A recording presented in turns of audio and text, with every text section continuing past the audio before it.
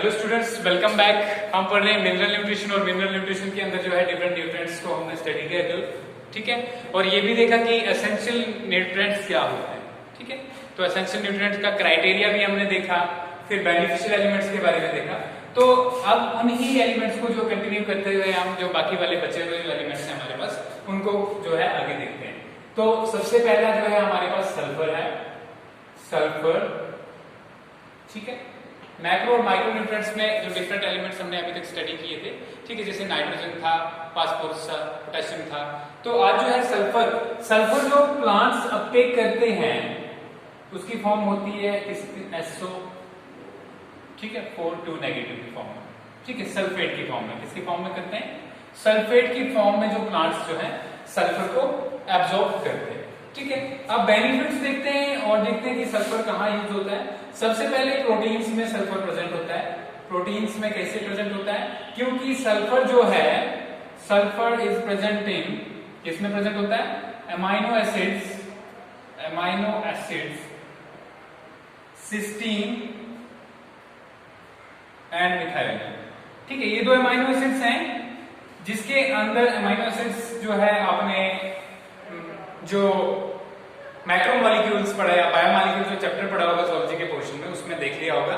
तो सिस्टीन और मिथाइल दो अमाइनो एसिड्स जो हैं जिनके अंदर सल्फर प्रेजेंट होता है, ठीक है। तो 10 की प्रोटीन्स जो है, प्रोटीन्स किससे बनती है? सल्फर की हेल्प से प्रोटीन्स बनती है, ठीक है। इसके अलावा जो है अगर देखा जाए बहुत सी विटामिन्स एंड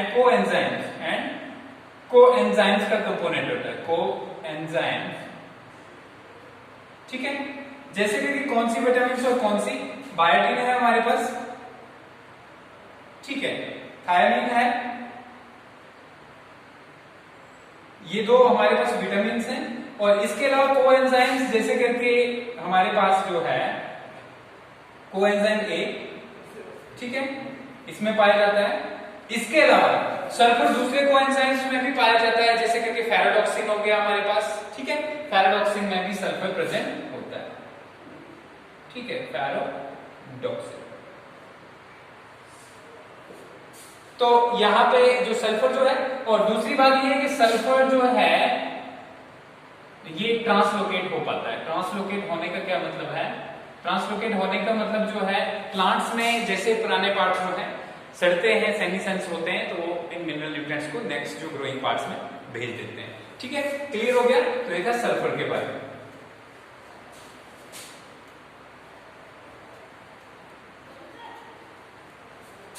नेक्स्ट एलिमेंट जो है हमारे पास आयरन है।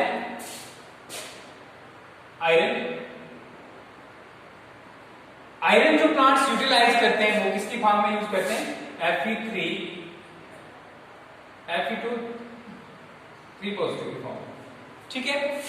किसकी फॉर्म में यूज करते हैं? Fe2 3 positive, sorry Fe3 positive की फॉर्म में जो है इसको यूटिलाइज करते हैं। इसकी फेरिक आयन कहते हैं, क्या कहते हैं? Ferric ion. अब इंपॉर्टेंस की बात देखें कि ये आयरन कहां पाया जाता है और किस लिए इंपॉर्टेंट है, क्योंकि हम एसेंशियल एलिमेंट्स पढ़ रहे हैं। तो कहां पाया जाता है आयरन? सबसे पहले अगर देखें बहुत सारी एंजाइम्स में, एंजाइम्स और प्रोटीन्स भी कह सकते हैं, ठीक है, प्रोटीन्स के अंदर प्रेजेंट होता है आयरन। जैसे करके अगर हम बात करें प्लांट्स की, क्योंकि बात हो रही है, तो प्लांट्स में फेराडॉक्सिन में यूज होता है, फेराडॉक्सिन, ठीक है, साइटोक्रोम्स। ये कैसी प्रोटीन्स होती है, क्या प्रोटीन्स होती है? ये प्रोटीन्स यूज होती है इलेक्ट्रॉन ट्रांसपोर्ट में। किसमें यूज होती है? इलेक्ट्रॉन ट्रांसपोर्ट में, जिसको आप आगे पढ़ने वाले हो जब आप फोटोसिंथेसिस और रेस्पिरेशन पढ़ोगे, ठीक है, इलेक्ट्रॉन ट्रांसपोर्ट में। तो इससे पता चला आपको कि क्योंकि मैंने बताया कि रेस्पिरेशन और फोटोसिंथेसिस, तो thus it is required for photosynthesis and respiration, photosynthesis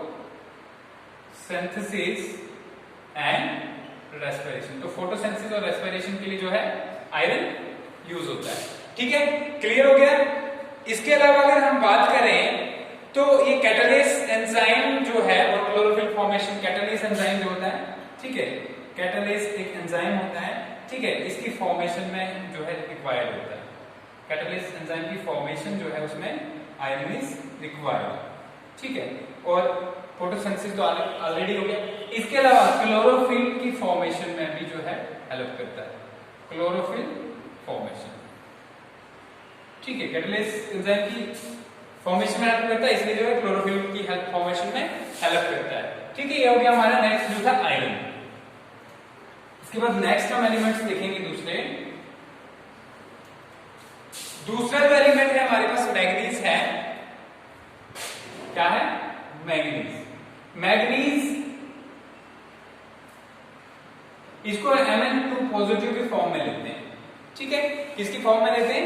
Mn2 positive ion की फॉर्म में लेते हैं, और ये बहुत सारे एंजाइम्स को एक्टिवेट करने में हेल्प करता है। बहुत सारे एंजाइम्स को एक्टिवेट करने में एक्टिवेटर के तौर पे काम करता है। ठीक है, एंजाइम एक्टिवेटर के तौर पे Mn2 पॉजिटिव काम करता है। इसके अलावा अगर हम बात करें तो फोटोसिंथेसिस, नाइट्रोजन मेटाबॉलिज्म और स्प्लिटिंग ऑफ वाटर में यूज होता है। ठीक है, किसमें?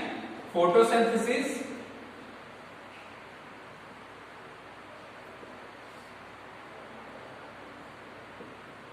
नाइट्रोजन मेटाबॉलिज्म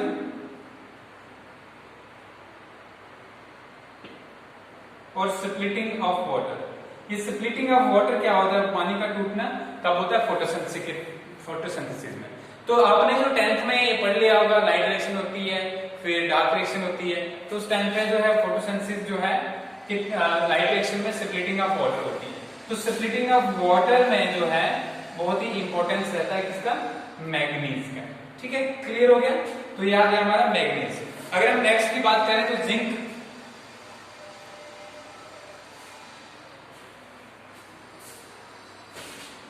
ठीक है, जिंक की अगर हम बात करें तो जिंक जो है इसको प्लांट्स किस फॉर्म में लेते हैं? Zn2 पॉजिटिव की फॉर्म में। ठीक है, इस आयन की फॉर्म में जो है एब्जॉर्ब करते हैं। क्लियर हो गया? अब बात करें जिंक, तो जिंक भी बहुत सारे एंजाइम्स में काम आता है। जैसे करके जो है Zn2 पॉजिटिव जिंक जो है अल्कोहल डिहाइड्रोजिनेस में हमने पहले भी पढ़ा है, अल्कोहल डिहाइड्रोजिनेस में पाया जाता है, डिहाइड्रोजिनेस में। ठीक है, इसके अलावा कार्बोक्सिलेज एंजाइम्स में भी, कार्बोक्सिलेसिस जो होते हैं एंजाइम्स, उनके अंदर भी ये पाया जाता है। ठीक है, तो ये क्या करते हैं? डिफरेंट रिएक्शंस काज करते हैं। जब मेटाबॉलिज्म होता है उसमें डिफरेंट रिएक्शंस होंगी, जो हम आगे पढ़ेंगे। रेस्पिरेशन जब हम पढ़ेंगे उसमें ग्लाइकोलाइसिस, क्रैम्प साइकिल सब कुछ आएगा, तो उसके अंदर आपको क्लियर होगा कि एक्चुअल में कार्बोक्सिलेसिस क्या होते हैं, अल्कोहल डिहाइड्रोजिनेस। इसके अलावा अगर एंजाइम्स आप जूलॉजी पोर्शन में पढ़ चुके हो एंजाइम्स, तो इसका मतलब जो है बायोमॉलिक्यूल के पोर्शन में है, तो उधर से भी आपको पता चल चुका होगा कि व्हाट आर कार्बोक्सिलेसिस, व्हाट आर डिहाइड्रोजिनेसिस, ये सारी चीजें जो आपको क्लियर हो चुकी होंगी। ठीक है, क्लियर हो गया? ये हो गया। इसके अलावा अगर हम जिंक की बात करें तो सिंथेसिस ऑफ ऑक्सीजन में यूज होता है, सिंथेसिस ऑफ ऑक्सीजन। ठीक है, ऑक्सीजन क्या है? ऑक्सीजन प्लांट हार्मोन है। किस लिए यूज होता है? ठीक है, जब आपने देखा होगा कि ऑक्सीजन जो है प्लांट हार्मोन्स, जब 10th के टाइम में जो आपने पढ़ा होगा, ठीक है, केमिकल कोऑर्डिनेशन के अंदर, तो उसमें हार्मोन्स, प्लांट हार्मोन्स भी पढ़े थे। तो ऑक्सीजन एक प्लांट हार्मोन्स होते हैं। ठीक है, वो क्या काम करते हैं?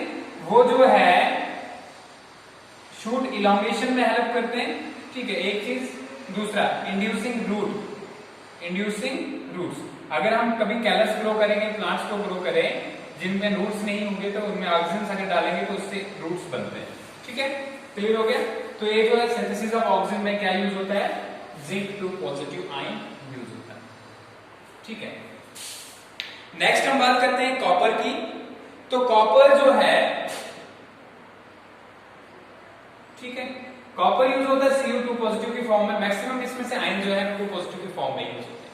ठीक है, अब कॉपर का मेन फंक्शन है रिडॉक्स रिएक्शंस, और रिडॉक्स रिएक्शंस आपको पता होगा क्या होता है? Oxidation reduction reactions. ठीक है, जिसमें प्रोटॉन्स की ट्रांसफर, इलेक्ट्रॉन्स की ट्रांसफर जो है इन्वॉल्व होती है। ठीक है, तो ये हो गया हमारा किसके लिए? कॉपर जो है। इसके बाद हम बोरान को देखते हैं। बोरान जो है, बोरान BO3 3 नेगेटिव की फॉर्म में। ठीक है, B4O7 2 नेगेटिव की फॉर्म। ठीक है, इस तौर पे यूज होता है। ये इस फॉर्म में जो है प्लांट्स एब्जॉर्ब करते हैं, एब्जॉर्ब इन गिवन फॉर्म। ठीक है, इन फॉर्म में प्लांट इसको एब्जॉर्ब करते हैं। किसको एब्जॉर्ब करते हैं? बोरान को। ठीक है, फंक्शंस की अगर हम बात करें, uptake and utilization of CO, calcium 2 positive. जब तक बोरान प्रेजेंट नहीं होगा तो कैल्शियम 2 पॉजिटिव यूटिलाइज नहीं होता है, ठीक है। तो कैल्शियम 2 पॉजिटिव जो है यूटिलाइज नहीं होगा, सॉरी ऊपर कैल्शियम 2 पॉजिटिव यूटिलाइज नहीं होगा, इसकी अपटेक के लिए जो है क्या लगता है हमारे पास, बोरान लगता है। इसके अलावा अगर हम बात करें बोरान कहाँ यूटिलाइज होता है, तो बोरान कार्बोहाइड्रेट ट्रांसलोकेशन के लिए यूज होता है। कार्बोहाइड्रेट्स, जो कार्बोहाइड्रेट्स बनते हैं, ठीक है, उनको ट्रांसलोकेट करने में कहां पढ़ा था हमने, ट्रांसलोकेशन का प्रोसेस भी पढ़ा हमने, ठीक है, किसके अंदर, फ्लोएम ट्रांसपोर्ट के अंदर कार्बोहाइड्रेट्स ट्रांसलोकेशन के लिए यूज होता है, ठीक है, समझ आ गया। तो ये हो गया। इसके अलावा सेल एलोकेशन में, सेल डिफरेंशिएशन में यूज होता है, पोलन जर्मिनेशन में होता है, ठीक है, किसमें, सेल एलोकेशन, सेल डिफरेंशिएशन, इसके अलावा पोलन जर्मिनेशन,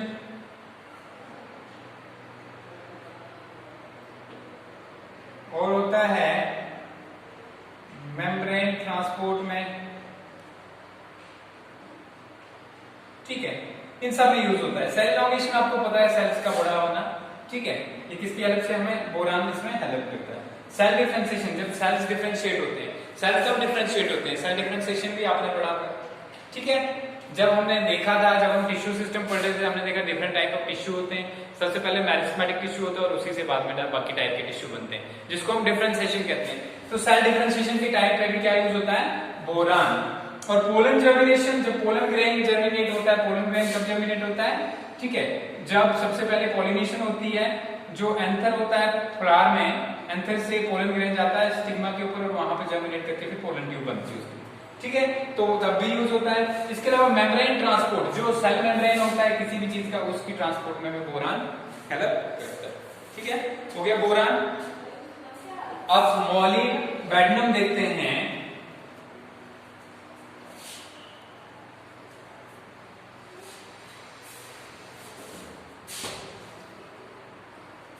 ठीक है, तो मॉलिबेडनम जो है MoO2 2 पॉजिटिव की फॉर्म में यूज होता है, ठीक है, इसकी फॉर्म में MoO2 2 पॉजिटिव की फॉर्म में।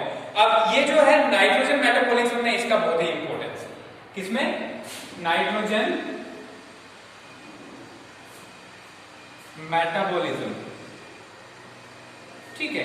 नाइट्रोजन मेटाबॉलिज्म का मतलब क्या है, जैसे करके एंजाइम्स जो होती हैं, जैसे करके नाइट्रोजनेसिस होते हैं, नाइट्रोजनेसिस या नाइट्रोजन रिडक्टेस एंजाइम्स जो होते हैं, उनमें मोस्टली जो है फंक्शनल रहता है, क्या, मॉलिबेडनम फंक्शनल रहता है। तो नाइट्रोजन जो है, इनमें एंजाइम्स के अंदर जो क्या पाया जाता है, मॉलिबेडनम पाया जाता है, ठीक है, क्या क्या, मॉलिबेडनम।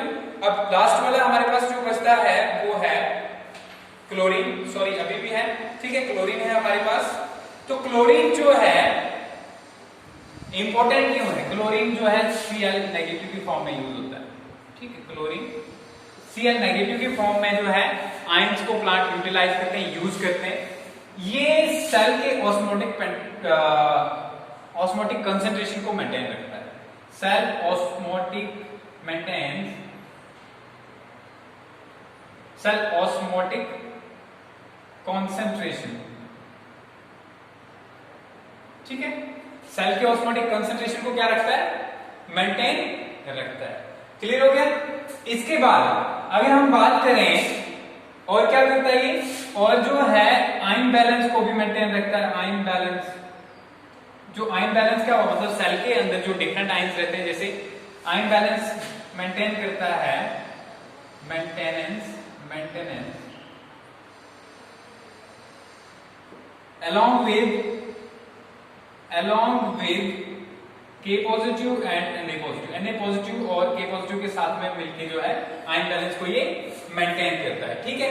इसके अलावा वाटर स्प्लिटिंग में आपने देखा था क्या यूज होता था, मैग्नीज यूज होता था, तो उसके साथ में जो वाटर स्प्लिटिंग में भी हेल्प करता है, helps in water splitting, helps in water splitting, ठीक है, क्लियर हो गया। तो वाटर स्प्लिटिंग में भी हेल्प करता है। इसके अलावा जो है वाटर स्प्लिटिंग में जब हेल्प करता है तो ऑक्सीजन एवोल्यूशन में भी इसका इंपॉर्टेंस है। ठीक है, समझ आ गया। अब डेफिशिएंसी सिस्टम जो है डेफिशिएंसी देख लेते हैं कि इन मिनरल्स जो हमने सारे मिनरल्स पढ़े, ठीक है, जिसमें मैक्रोन्यूट्रिएंट्स माइक्रोन्यूट्रिएंट्स थे, उनकी डेफिशिएंसी सिम्टम्स क्या होते हैं। ठीक है, अगर डेफिशिएंसी सिम्टम्स की अगर हम बात करें तो क्या होते हैं, देखिए हर एक प्लांट को किसी प्रॉपर कंसंट्रेशन में जो है मिनरल्स चाहिए होते हैं। ठीक है, और अगर वो मिनरल्स कम हो जाएं और प्लांट में कोई डेफिशिएंसी सिम्टम शो हो तो उसको क्या कहते हैं, क्रिटिकल कंसंट्रेशन। ठीक है, क्या कहते हैं, क्रिटिकल कंसंट्रेशन। ठीक है, तो यहां पे any concentration of micronutrients, micro हम लिख लेते हैं, of essential elements, essential mineral elements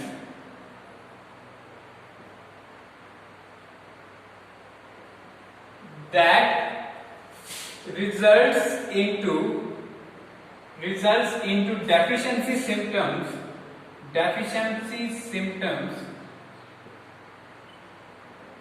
in a plant is termed as critical concentration.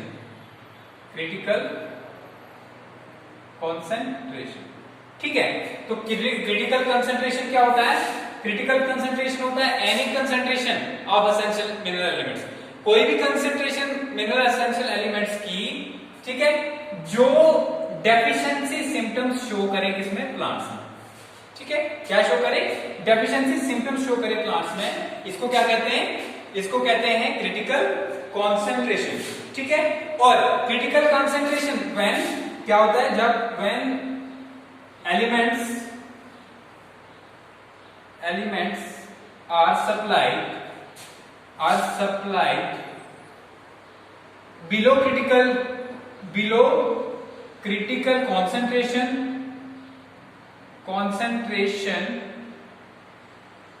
ठीक है, अगर एलिमेंट्स को हम क्रिटिकल कंसंट्रेशन से कम सप्लाई करें, ठीक है,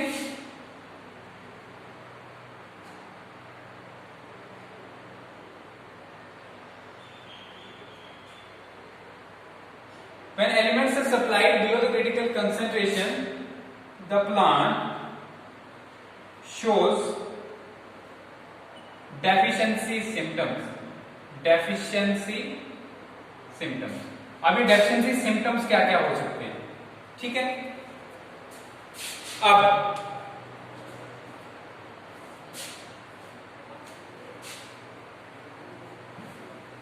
डेफिशिएंसी सिम्टम में पहली चीज हमारे पास है क्लोरोसिस। क्या होता है, क्लोरोसिस। दूसरा है नेक्रोसिस, तीसरा है रिटार्डिंग ग्रोथ। ये तीन चीजें देखिए, क्लोरोसिस, नेक्रोसिस और रिटार्डिंग ग्रोथ, तीन चीजें। क्लोरोसिस क्या होता है, loss of chlorophyll, loss of chlorophyll. इससे आप समझ गए होंगे कि उनमें ग्रीन कलर प्रेजेंट नहीं होता, क्लोरोफिल जो है उन प्लांट्स के अंदर नहीं होता। तो कुछ ऐसे भी एलिमेंट्स हैं जिनकी डेफिशिएंसी से क्या होता है, क्लोरोफिल खत्म हो जाता है, उन प्लांट्स के अंदर क्लोरोफिल नहीं बनता, या तो फिर जो है क्लोरोफिल जो बना हुआ होगा वो भी डिसइंटीग्रेट हो जाता है। नेक्रोसिस होता है a part of tissue getting dead and results into formation of, ठीक है, डेड स्पॉट्स। ठीक है, तो क्या होता है नेक्रोसिस में, क्या होता है, एक पार्ट जो होता है टिश्यू का वो डेड हो जाता है, और क्या होता है जिससे डेड स्पॉट्स बनते हैं। सपोज कीजिए लीव्स हैं और लीव्स के अंदर जो है आपको इस तरीके के जो डेड स्पॉट्स दिखेंगे तो उसको क्या बोलते हैं, नेक्रोसिस कहते हैं। और अगर इस जो है क्लोरोसिस होगा तो क्लोरोसिस में डेड नहीं होंगे, इसमें क्या होगा, सिर्फ पत्ते का कलर जो है वो ग्रीन नहीं रहेगा, चेंज हो जाएगा, येलोइंग हो जाएगी, येलोइंग ऑफ लीफ। इसमें क्या है, क्लोरोसिस का सिम्टम्स क्या होता है, येलोइंग ऑफ लीव्स, एक चीज। दूसरा, ठीक है, डिकलरेशन ऑफ प्लांट पार्ट्स, ठीक है, प्लांट्स के पार्ट्स होते हैं उनके कलर चेंज हो जाते हैं, ठीक है। और नेक्रोसिस में क्या होता है, टिश्यू डेड हो जाता है, जैसे टिप्स डेड हो जाएगी, या फिर जो है बीच में जो है वेन्स के आसपास वाला एरिया डेड हो जाएगा।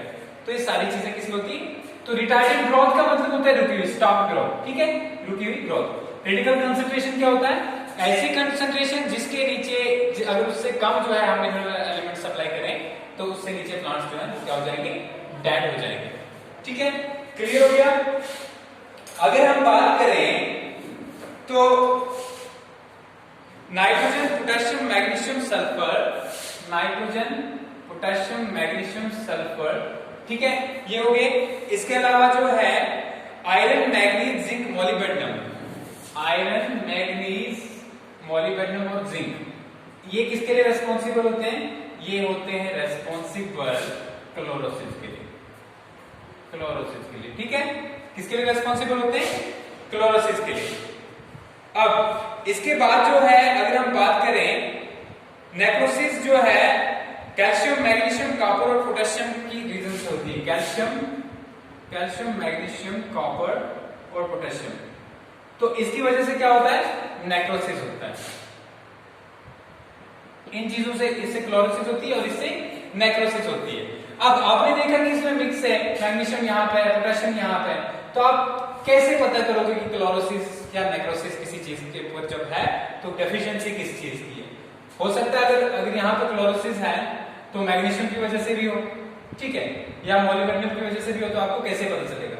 आप ये देखोगे कि क्लोरोसिस के साथ साथ में अगर नेक्रोसिस हो रहा है तो इसका मतलब कहीं ना कहीं ये मैग्नीशियम वाले, ठीक है, पोटेशियम वाले, ठीक है, ये एलिमेंट्स इन्वॉल्व है, ठीक है, जब दोनों चीजें हो रही। तो यही सिम्टम्स को शो करके आपके पास चार्ट दिए होते हैं, ठीक है, उन चार्ट्स के साथ जो है इन सिम्टम्स को आप मैच करके बता सकते हो कि नेक्रोसिस कौन से एलिमेंट की कमी है।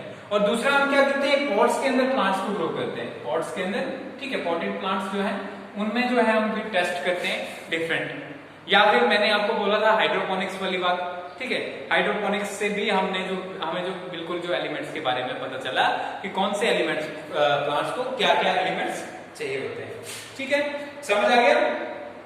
तो ये सारी चीजें जो है, अगर जैसे करें कुछ एलिमेंट्स है nitrogen, potassium, sulphur, molybdenum, nitrogen, potassium, sulphur, molybdenum, ठीक है, ये क्या करते हैं, ये सेल डिवीजन को ही इनहिबिट कर देते हैं, cell division is inhibited, cell division is inhibited, ठीक है। जब सेल डिवीजन को ही रोक लेंगे तो उससे क्या होगा, उससे ये होगा कि जो सेल की प्रॉपर डिवीजन नहीं होगी तो ग्रोथ रुक जाएगी, ठीक है। तो ये जो है सारी चीजें होती है। इसके अलावा नाइट्रोजन, सल्फर, मॉलिब्डेनम जो है, नाइट्रोजन, सल्फर, मॉलिब्डेनम जो है, ठीक है, ये फिर से तीन चीजें यहाँ पे भी आ गई, यहाँ पे भी है, ठीक है, सल्फर। तो ये क्या करते हैं, ये फ्लावरिंग को डिले कर देते हैं, क्या करते हैं, फ्लावरिंग को डिलेड फ्लावरिंग। तो ये था एसेंशियल एलिमेंट की डेफिशिएंसी सिम्टम्स। अब देखते हैं एक और चीज होती है, टॉक्सिसिटी, ठीक है, toxicity of element, toxicity of micronutrients क्या होता है, टॉक्सिसिटी, ठीक है, any concentration of micronutrient that reduces